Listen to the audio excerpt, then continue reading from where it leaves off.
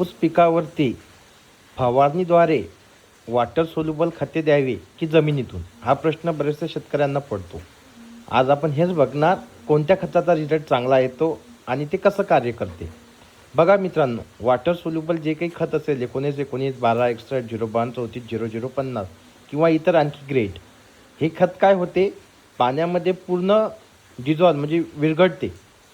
विरघळून गेल्यावर पाण्यात पूर्ण मिक्स होऊन जाते आणि हे पाण्यामध्ये याचे आयन तयार होतात आणि जेव्हा आपण फवारणी करतो कापूस पिकावरती, तर हे पानावरती थेंबाद्वारे पानाच्या आतमध्ये शोषल्या जातात. आता सुरुवातीला मेणासारखा जो वरचा थर असतो, ज्याला क्युटिकल म्हणतो आपण, पानाचा वरचा थर, त्या थरातून त्या शोषल्या जातात आणि जे स्टोमॅटो ओपनिंग असते झाडाची, त्याद्वारे बी ते पानामध्ये जातात.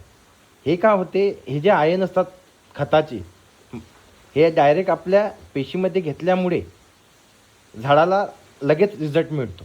हे आयन काही प्रमाणात फोलम, झायलम या दोन्ही गोष्टीमध्ये जाऊन झाडाला जलद परिणाम दाखवतात. पोषणाची स्थिती आहे ती सुधारते, झाड टवटवीत होते.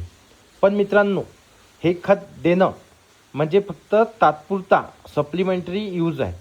झाडाला काही ताण असला, जलद प्रक्रिया करायची या खताची, तर फवारणीद्वारे खत दिलं तर चांगलं. पण जे जमिनीतून आपण खत देतो, नत्र, स्फुरद, पालाश आणि इतर घटक, हे मित्रांनो हळूहळू पिकाला उपलब्ध होतात आणि पिकाला ज्याही वेळेस गरज पडते त्यावेळेस ते जमिनीतून हे अन्नद्रव्ये शोषून घेते.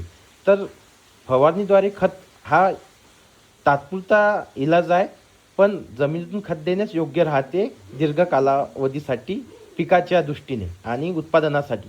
तर ह्या गोष्टीचा समज आहे शेतकरी मित्रांना की फवारणीतूनच खत द्यायचे का, जमिनीतून जास्त द्यायचे नाही का. तर मित्रांनो, दोन्हीही महत्त्वाचे आहे.